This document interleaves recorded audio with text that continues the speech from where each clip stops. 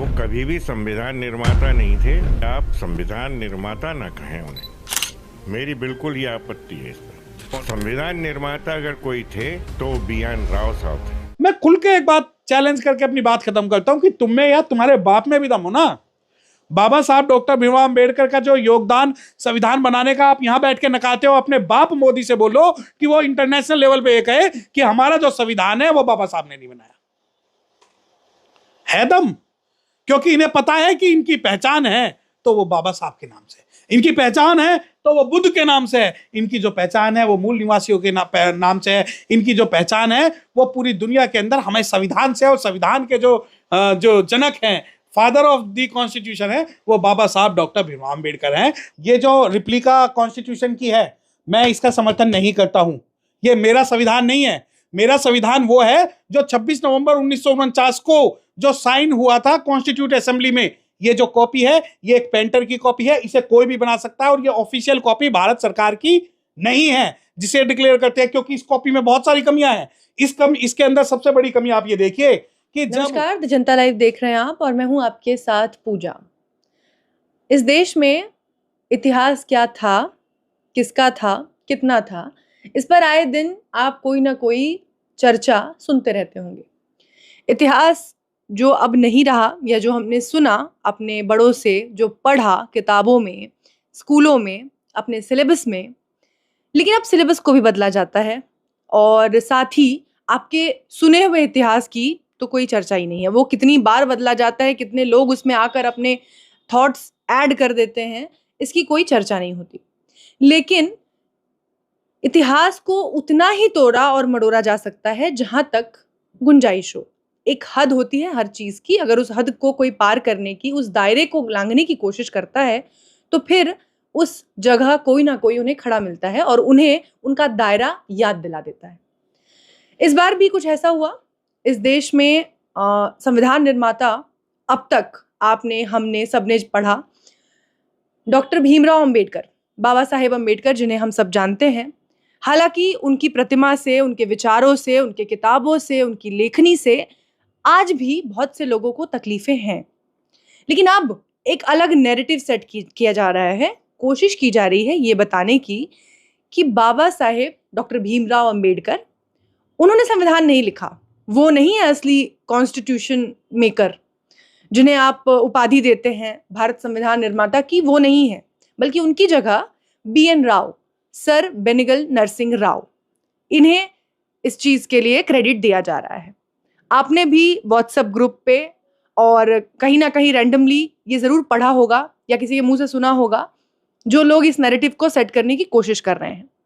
और इस समाज की दिक्कत आज के समय में ये है कि आज जब हमारे पास AI है, चैट GPT है, हमारे हाथ में फोन है जो कि हमें ये स्वतंत्रता देता है, ये आज़ादी देता है कि हम कुछ भी फैक्ट को कहीं से भी खंगाल के सही और गलत आसानी से जान सकते हैं, परख सकते हैं, लेकिन उसका हम यूज नहीं करेंगे। हमारे फेसबुक पर जो आया, हमारे व्हाट्सएप चैट पे जो आया, उसको हमने मान लिया और इस तरीके से आंख बंद करके अंधभक्तों की झुंड में शामिल हो जाते हैं। लेकिन हमारा काम यह है कि हम आपको सच्चाई से रूबरू कराएं, और जब बात डॉक्टर भीमराव अंबेडकर की आती है तो ये जिम्मेदारी और भी ज्यादा भारी और महत्वपूर्ण हो जाती है।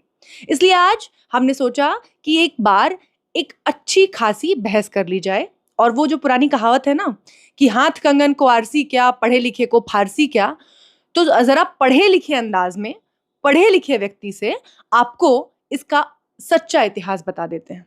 तो इस वक्त मेरे साथ एडवोकेट हैं सत्यप्रकाश गौतम जी, और उनसे समझने की कोशिश करते हैं कि ये जो नया नैरेटिव सेट किया जा रहा है कि BN राव, सर बेनिगल नरसिंह राव, क्या ये भारतीय संविधान के निर्माता हैं? उन्होंने प्रारूप तैयार किया था, वही है इसके मेन आर्किटेक्ट, जैसा कि आजकल नया नैरेटिव सेट हो रहा है, या फिर जो आज तक आप और हम पढ़ते आए थे वही सही है? तो सर, सबसे पहले तो बहुत बहुत स्वागत है आपका हमारे चैनल पर। Thank you. और आप भी अछूते नहीं होंगे, आपने भी सुन ही लिया होगा ये जो नया नारा दिया जा रहा है BN राव को लेकर। हम पहली बात तो ये कि किसी का अपमान नहीं करते हैं। BN राव ने भी महत्वपूर्ण योगदान दिया, उसके लिए उनको जितना थैंकफुल होना था, बाबा साहेब ने भी उनके लिए प्रति अपनी आभार किया कि हाँ, उनकी वजह से मुझे बहुत आराम हेल्प हुई लिखने में, और बाकायदा बाबा साहेब की भी कोटिंग्स हैं कि मैं मानता हूँ कि इन्होंने मुझे बहुत मदद की और इनका मैं आभारी हूँ। लेकिन वास्तविकता क्या है? जो ये नैरेटिव सेट करने की कोशिश की जा रही है, ये कितना सही या कितना गलत है? देखिए, बहुत टिपिकल आपने सवाल पूछा कि ये नैरेटिव कितना सही कितना गलत है। भारत को छोड़ के पूरी दुनिया ये मानती है कि भारत का जो संविधान है वो बाबा साहब डॉक्टर भीमराव अम्बेडकर साहब ने बनाया, भारत को छोड़ के। और ये नई बात नहीं है कि आज ये सर बी एन राव को लेके आए हैं और सर बी एन राव के बारे में इस बारे में कह रहे हैं कि सर बी एन राव जो हैं वो संविधान निर्माता थे। कुछ लोग कहते हैं कि बाबा साहब डॉक्टर भीमराव अम्बेडकर ने तो संविधान बनाया ही नहीं, उन्होंने कट कॉपी पेस्ट किया है। हाँ। और कोई बहुत बड़ी बात नहीं की बाबा साहब ने। अगर आप लोग ये कहते हैं कि बाबा साहब डॉक्टर भीमराव अम्बेडकर साहब ने जो संविधान है वो कट कॉपी पेस्ट किया, तो जब आप credit sir B N Rao को देते हो तो हो सकता है उन्होंने भी वो कट कॉपी पेस्ट किया हो। अब सच्चाई की बात करते हैं। आपने मेरा कुछ स्टेटमेंट्स आपने मेरी पहले ही दे दी कि हम सर बी एन राव के विरोधी नहीं है, या हम किसी भी उस कॉन्स्टिट्यूट असेंबली के सदस्य के विरोधी नहीं है जिसने संविधान बनाने में अपना योगदान दिया। परंतु अगर आप हमारे ऊपर उंगली उठाओगे तो जवाब तो देना बनता है। अब हम सर बी एन राव का योगदान से हम शुरू करते हैं। Sir B N Rao was not a member of constitute assembly at all. अब जब कोई व्यक्ति संविधान सभा का ही सदस्य नहीं है और उसको क्रेडिट आप देना चाहते हैं तो ये आपकी जो मानसिक दिवालियापन है उसकी एक निशानी है। अब आप ये कहें कि नहीं, बाबा साहब डॉक्टर भीमराव अम्बेडकर साहब ने भी तो जो है सर बी एन राव के बारे में अपनी जो फाइनल स्पीच जो हुई उसके अंदर क्रेडिट दिया कि भाई मैं मानता हूँ। हाँ, बाबा साहब डॉक्टर भीमराव अम्बेडकर साहब ने जो है सिर्फ और सिर्फ बी एन राव को थोड़ी क्रेडिट दिया। बाबा साहब डॉक्टर भीमराव अम्बेडकर साहब की जो स्पीच है उस स्पीच के अंदर बाबा साहब कहते हैं उन सभी लोगों का धन्यवाद जिन्होंने मुझे इस बारे में सही और गलत होने पर भी डिबेट की और हम इसको एक ऐसा हम प्रारूप तैयार कर पाए जो भारत का भविष्य होगा। अब कह दे कि नहीं वो तो जितने भी कॉन्स्टिट्यूट असेंबली के मेंबर थे वो सारे के सारे मेंबर्स ने संविधान बनाया बाबा साहब को छोड़ के। हाँ, ये बात भी आपकी मान ली कि ठीक है कि आपने बोल दिया कि बाबा साहब ने संविधान नहीं बनाया, बिल्कुल ठीक है। कोई कहता है कि अरे नहीं, बाबा साहब डॉक्टर भीमराव अम्बेडकर साहब तो सिर्फ ड्राफ्टिंग कमेटी के सदस्य थे और वो तो ड्राफ्टिंग कमेटी के जो 7 सदस्य थे उन लोगों ने बनाया। अब इन मूर्खों की फौज से लड़ने का सिर्फ एक ही हथियार है जो डॉक्यूमेंट है, वो है कॉन्स्टिट्यूट असेंबली डिबेट्स। ठीक है, अब हम constitute assembly debates volume 2 book number 2 volume number 5 4 नवंबर से 1948 8 जनवरी से 1949। ठीक है, ये एक इसके अंदर जो है कोडिफाई किए गए जो कॉन्स्टिट्यूट, हाँ ये सारी जो है उससे बात करेंगे, तथ्यों के आधार पर बात करेंगे। Constitute assembly debates book number 2 volume number 7 4 नवंबर 1948 से 8 जनवरी 1949, इसे हम कॉन्स्टिट्यूट असेंबली डिबेट्स बोलते हैं, जो कि आप देख सकते हैं कि बहुत सारी है। उसके अंदर अब जैसे लोग कहते हैं कि नहीं ड्राफ्टिंग कमेटी के तो 7 मेंबर थे और 7 ने जो है बनाया, जैसे कुछ लोग आज बोल रहे हैं कि सर बी एन राव ने जो है भारत का संविधान बनाया। ये 5 नवंबर 1948 की बात है, डिबेट की बात। और ये श्री टीटी कृष्णमाचारी मद्रास से जो सेलेक्ट हुए थे उनका एक स्टेटमेंट है, वो स्टेटमेंट मैं पढ़ के सुना रहा हूँ। वो स्टेटमेंट कहता है, mister president sir, I am one those in the house who have listened to Dr. Ambedkar very carefully. I am aware of the amount of work and enthusiasm that he has brought to here on the work of drafting this constitution. At the same time, I do realize that the amount of attention that was necessary for the purpose of drafting constitution so important to us at this moment has not been given it to by the drafting committee. The house, most important, अब आप सुनिए, the house is perhaps aware that the 7 members nominated by you, okay, 7 nominated member was nominated by you, 1 had resigned from the house and was replaced. One died and was not replaced. One was away in America and his place was not filled up, and another person was engaged in state affairs, and there was a void to that extent. One or two people were far away from Delhi, and perhaps reason of the health did not permit them to attend. So it happened ultimately that the burden of drafting constitution fell on Dr. Ambedkar, and I have no doubt that we are grateful to him for having achieved this task in manner which is undoubtedly commendable. ये तो constitute assembly के debate कहती है कि सातों में से सिर्फ बाबा साहब डॉक्टर भीमराव अम्बेडकर साहब ऐसे थे जिन्होंने 2 साल 11 महीने और 18 दिन के अंदर संविधान बना दिया, जबकि सातों का कोई योगदान नहीं। अब योगदान की बात करते हैं, सर BN राव के योगदान की बात करते हैं।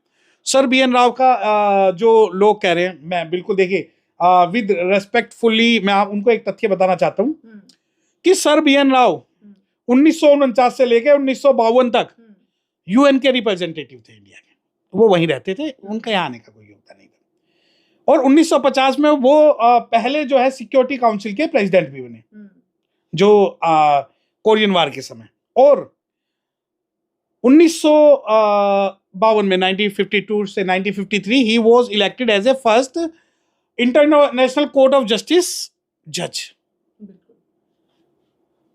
अब इंटरनेशनल कोर्ट ऑफ जस्टिस का जो जज चुना जाता है उसका पैरामीटर्स और क्राइटेरिया सबको पता है कि वो किस आधार पर चुना जाता है। अगर मैं जितने भी ICJ में आज तक भारत के जो जजेस सेलेक्ट हुए हैं उनका मुझे पता है। अब आ जाओ कि उनका योगदान कॉन्स्टिट्यूशन बनाने में, बिल्कुल योगदान है उनका। एक योगदान तो था, बिल्कुल एडमिट कर रहा हूं कि वो सर BN राव वो अनऑथराइज्ड पर्सन थे जिन्होंने कॉन्स्टिट्यूट असेंबली का मेंबर ना होते हुए भी कॉन्स्टिट्यूशन के फाइनल ड्राफ्ट पे, फाइनल कॉन्स्टिट्यूशन पे साइन की। स्टेटमेंट दोबारा दे देता हूं, अगर किसी को मेरे स्टेटमेंट से लगता है कि मैं गलत तथ्य मैं कर रहा हूं, तो मैं आपके लीगल नोटिस, आपके लीगल केस और आपकी धमकी और आपके फैक्ट उसको स्वीकार करने के लिए तैयार हूं कि सर BN राव वो व्यक्ति थे जो कॉन्स्टिट्यूट असेंबली के मेंबर नहीं थे और वो अनऑथराइज्ड रूप से उन्होंने साइन किए जब 24 नवंबर 1949 को फाइनल कॉन्स्टिट्यूशन ड्राफ्ट पे साइन हुए। जब कॉन्स्टिट्यूट असेंबली ने संविधान हमारा जो फाइनल किया उसके अंदर 3 अनऑथराइज्ड पर्सन थे, एक आयंगर साहब थे और एक राव साहब थे, एक और मुखोपाध्याय थे। ये तीनों नहीं थे। इनके साइन जबरदस्ती सिर्फ इसलिए कॉन्स्टिट्यूशन पे करवाए गए ताकि दुनिया को ये दिखा सके कि इनका भी योगदान है।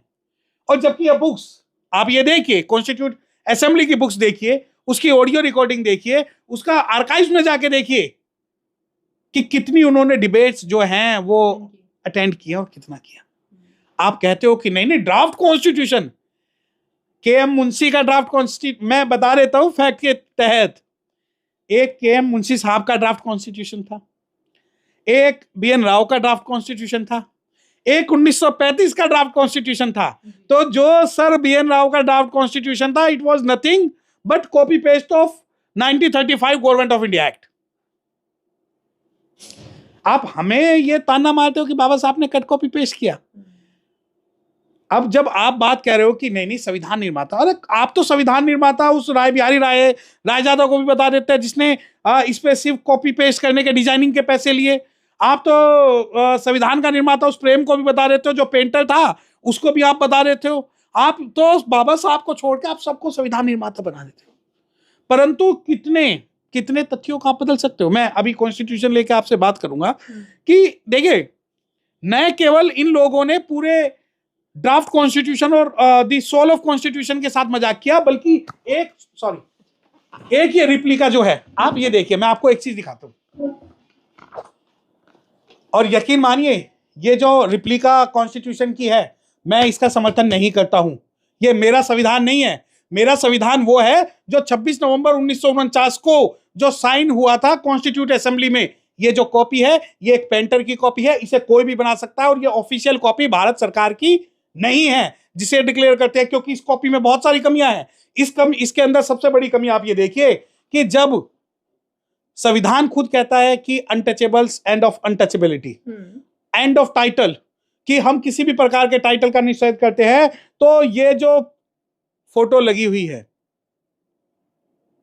Mahatma Gandhi, who declare him father of nation. आप ये कैलीग्राफी करने वाले पे आप ये कहते हैं, ये देखिए, list of illustrations, Gandhi's freedom movement, portrait of father of nation. एक तरफ तो भारत का संविधान कहता है कि हम सारे जो टाइटल है वो अबोलिश कर रहे हैं, दूसरी तरफ इस कैलीग्राफी करने वाले पेंटर ने ये लिख दिया कि he is the father of nation. From where he got that permission कि वो जो फादर ऑफ नेशन है।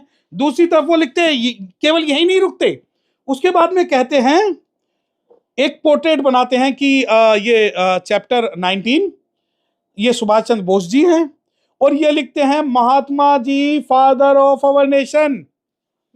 ये तो आप पूरे संविधान के साथ खिलवाड़ कर रहे हैं। सुभाष चंद्र बोस और महात्मा गांधी के बीच में हमेशा तनातनी रही। सुभाष चंद्र बोस को जब प्रेसिडेंट नहीं बनने दिया गया, वो महात्मा गांधी जी ने नहीं बनने दिया। और मुझे ये बताएं कि सुभाष चंद्र बोस ने हिस्टोरिकली ये कब कहा कि Mahatma ji father of nation. तो जिस इलस्ट्रेशन को लेके, अब ये देखिए यहां पर कुछ लिखे हुए हैं राइटर्स के नाम, आप फोकस करिए, देखिए ये, और ये देखिए, ये इसको कहते हैं कि इसने लिखा है, जबकि ये भारत के साथ एक खिलवाड़ है कि एक पेंटर ने किसने की, कैलीग्राफी की। ये कहते हैं कैलीग्राफी के पैसे नहीं लिए, मैं कहता हूं पैसे लिए हैं, मेरे पास इस बात का प्रूफ है। अब ये कैलीग्राफी जब इन्होंने की तो इनका नाम तो इस संविधान की कैलीग्राफी कॉपी पे लिख दिया, कैलीग्राफी बाई प्रेम बिहारी नारायण राय जादा, सन ऑफ श्री ब्रज बिहारी नारायण राय जादा of Delhi, message so and so illuminated by Nandlal Bose and other artists of the Shanti Niketan, photo lithography by Survey of India officer, Dehradun. अरे जिसने संविधान बनाया बाबा साहब डॉक्टर भीमराव अंबेडकर साहब का एक फोटो तक नहीं है। और मैं कह रहा हूं, मैं खुल के इनका जो चैलेंज है, मैं मुकदमा झेलने के लिए तैयार हूं। ये कॉपी ऑफिशियल कॉपी नहीं है, ऑफिशियल कॉपी है ड्राफ्ट कॉन्स्टिट्यूशन, जो कॉन्स्टिट्यूशन के अंदर। और आप ये कहते हैं कि अरे गहरे नत्थू खैरे ने संविधान लिख दिया। अरे कल को अगर आप ये कहेंगे कि नहीं वो तो जो प्रेम है, प्रेम बिहारी नारायण राय ज्यादा है या वो है, अरे ये ऑफिशियल, मैं बता रहा हूं, ये this copy was never adopted by constitute assembly nor by the parliament of India. हमारे लोगों को, सभी संविधान के एक्सपर्ट को ये बात समझनी पड़ेगी और माननी पड़ेगी कि ये जो कॉपी है संविधान की, ये थोपी हुई कॉपी है, क्योंकि इसमें कुछ ऐसे लोगों का नाम है जिनको कभी ना तो संविधान सभा ने चुना, ना ही कभी पार्लियामेंट ने चुना, ना ही किसी अथॉरिटी ने दी गई। ये बात अथॉरिटी किसने दी कि he is the father of nation. अब आ जाओ सर बी एन राव पे। आप बताइए ना सर बी एन राव का क्या योगदान था। बी एन राव साहब ने, ठीक है, यूएन गए, इंटरनेशनल गए, भारत का नाम पूरे दुनिया के पटल पे रोशन किया, बिल्कुल किया। संविधान सभा में बताइए ना कि संविधान सभा में क्या किया। कल आप ये कहते हैं कि नहीं बाबा साहब अकेले थोड़ी थे। अरे अकेले नहीं थे, तो बाबा साहब वो व्यक्ति थे जिसने संविधान सभा में सबसे ज्यादा जो डिबेट्स अटेंड की, संविधान सभा में सबसे ज्यादा जो है क्लैरिफिकेशन दी, और बाबा साहब एकमात्र ऐसे व्यक्ति थे जिसने पूरी संविधान सभा में हर पॉइंट पे, हर टॉपिक पे डिबेट की, और सबसे ज्यादा जो है कानून पढ़ा, सबसे ज्यादा जो है एक्ट पढ़े। 1909 का एक्ट था, 1919 का एक्ट था, 1935 का एक्ट था, यूएसए का कॉन्स्टिट्यूशन था, इंग्लैंड का अनरिटन कॉन्स्टिट्यूशन था, आयरलैंड का कॉन्स्टिट्यूशन था, और कई देशों के कॉन्स्टिट्यूशन पढ़ के क्या कारण था, जब भारत सरकार ब्रिटेन के प्रधानमंत्री चर्चिल के पास जाती है और कहती है कि you suggest us any good constitutional researcher name और मेकर नेम। तो चर्चिल ने कहा, ओह, you are finding here the top constitutional expert of the world are residing in India, Dr. Ambedkar. Why don't you talk to him? Then only they spoke to Baba Saheb Dr. Bhimrao Ambedkar. और मैं आज आपको एक बात और बता देता हूं आपके चैनल के माध्यम से। जो ड्राफ्टिंग कमेटी के सातों लोग थे, उन्होंने बाबा साहब का इसलिए साथ नहीं दिया क्योंकि वो चाहते थे कि संविधान ना बने और हम इस दुनिया को यह दिखा दें कि ये जो शेड्यूल कास्ट लोग हैं, ये जो अनटचेबल्स लोग हैं, they are incompetent to prove them wrong. Baba Saheb doctor Bhimrao Ambedkar work 24 hour and he made constitution within 2 years 11 months and 18 days. अरे तुम तो 5000 साल से जो है राज कर रहे हो, तुम्हारे पास तो लाखों मंत्र भी है, भस्म देने के भी हैं. आपने क्यों संविधान नहीं बनाया, क्यों बाबा साहब पे डिपेंड हो गए? तो जब ये विंस्टन चर्चिल वाली बात थी, आइवर जोनिंग्स वाली बात थी, उन्हें पता था कि पूरे भारत में अगर कोई कंपिटेंट व्यक्ति है वो बाबा साहब है. और बाबा साहब ने उन सभी को रॉन्ग करके दिखाया जो ये कहते थे संविधान नहीं बनेगा तो भारत मनुस्मृति से चलेगा. और वही बात आज कहते हैं कि सर BN राव, राय बिहारी राव, नारायण राय ज्यादा, प्रेम फलाना ढिमकाना, ये सभी जो है ये कॉन्स्टिट्यूशन के साथ, कॉन्स्टिट्यूशनल हिस्ट्री के साथ मोकरी कर रहे हैं. लेकिन मैं आपको बता दूं कि जितने हमारे समाज के जो कॉन्स्टिट्यूशनल एक्सपर्ट हैं या जो बाबा साहब में विश्वास रखते हैं उन्हें पता है. और मैं लाइव आपके माध्यम से कहता हूं कि कोई भी अगर इस फैक्ट को गलत प्रूव कर दे, मैं लाइव आने के लिए तैयार हूं और जो पनिशमेंट वो देना चाहे उसके लिए तैयार हूं कि sir BN Rao was not member of constitute assembly and he was unauthorized make sign over the constitution. आपने ये सारे जो फैक्ट्स बताए, जो कि जैसा कि मैंने शुरू में ही कहा था कि एक कहावत हमारे यहाँ कही जाती है कि हाथ कंगन को आरसी क्या, पढ़े लिखे को फारसी क्या. इतनी चीज़ें फैक्चुअली होने के बाद भी तमाम चीज़ें हमारे पास हैं, सारे एविडेंस हैं. और ये जो डिबेट्स हैं कॉन्स्टिट्यूशन असेंबली के, टेलीविज़न तक पे लोगों के पास हैं, यूट्यूब पे अवेलेबल हैं, सबने देखे हैं. बाबा साहेब को आज अगर भारत की सरकार की बात करें तो वो भी हर जगह जो सम्मान है, उचित सम्मान देने का प्रयास करती है, बड़े से बड़ी प्रतिमा लगाई जाती है. लेकिन वहीं दूसरी ओर एक दूसरा धड़ा भी आ जाता है जो हर तरह से उन्हें नकारने की कोशिश कर रहा है. चाहे उनकी प्रतिमा लगानी हो हाई कोर्ट में, चाहे ये साबित करना हो कि उन्होंने कॉन्स्टिट्यूशन का निर्माण नहीं किया, किसी और को उनकी जगह पे स्थापित करने की कोशिश हो. ये क्या है, ये जो दोहरी मानसिकता है? नहीं, दोहरी मानसिकता देखिए 5000 साल की मानसिक बीमारी है. सॉफ्टवेयर खराब है. वो सॉफ्टवेयर आज तक इस बात को एक्सेप्ट नहीं कर पा रहा कि बाबा साहब डॉक्टर भीमराव अंबेडकर साहब ने इनका जो 5000 साल की व्यवस्था थी वो एक संविधान को बना के खत्म कर दी. आज भी आप ये देखिए कि कुछ लोग कहते हैं मनुस्मृति के हिसाब से भारत चलेगा, कुछ संविधान को नकारते हैं, कुछ बाबा साहब को नकारते हैं. ये सब जो प्रत्यक्ष और अप्रत्यक्ष रूप से हो रहा है वो सरकार के इशारों पर हो रहा है. और मैं एक सुनिए, कंटेम्प्ट ऑफ कोर्ट का तो यहां पर प्रावधान है भारत के अंदर, लेकिन कंटेम्प्ट ऑफ कॉन्स्टिट्यूशन का कोई प्रावधान नहीं. जिस दिन कंटेम्प्ट ऑफ कॉन्स्टिट्यूशन का प्रावधान होगा, कंटेम्प्ट ऑफ पार्लियामेंट का जब प्रावधान होगा, तो यकीन मानिए ये जो ऐरे गहरे नत्थू खैरे जो अनर्गल बयानबाजी देते हैं वो सभी जो है जेल के अंदर होंगे. और जब कभी रियल अम्बेडकराइट की सरकार आएगी तो मैं वो व्यक्ति होऊंगा जो कंटेम्प्ट ऑफ कॉन्स्टिट्यूशन का ड्राफ्ट बना के सरकार को दूंगा कि इन्हें राजी राजी गैर राजी संविधान को मानना पड़ेगा. और फिर तुम में ताकत है तो तुम बोल के दिखाओ कि भारत जो है मनुस्मृति के हिसाब से चलेगा या भारत तुम्हारे हिसाब से चलेगा, तुम्हारे धर्म के हिसाब से चलेगा. आज तो कोई भी कुकुरमुत्ता बाबा उठ के बोल देता कि नहीं ये तो जो संविधान खराब है, ये तो मैं देखिए 70 साल से ये जो आज तक ये पार्लियामेंट की नूरा कुश्ती है, वो नूरा कुश्ती इसी वजह से है कि कंटेम्प्ट ऑफ कॉन्स्टिट्यूशन का प्रावधान है. जिस दिन कंटेम्प्ट ऑफ कॉन्स्टिट्यूशन का प्रावधान सेडिशन के अंदर, देशद्रोह के अंदर लागू होगा, तो यकीन मानिए इन लोगों की तभी बोलती बंद होगी. और ऐसा नहीं है कि मैं कोई नई बात कह रहा हूं कि कंटेम्प्ट ऑफ कॉन्स्टिट्यूशन, दुनिया के जिस देशों में संविधान है वहां पे कंटेम्प्ट ऑफ कॉन्स्टिट्यूशन का जो है प्रावधान है. एक आखिरी बात मैं आपसे कहना चाहता हूं, there is a difference between constitution and constitutionalism. Both are the different concept.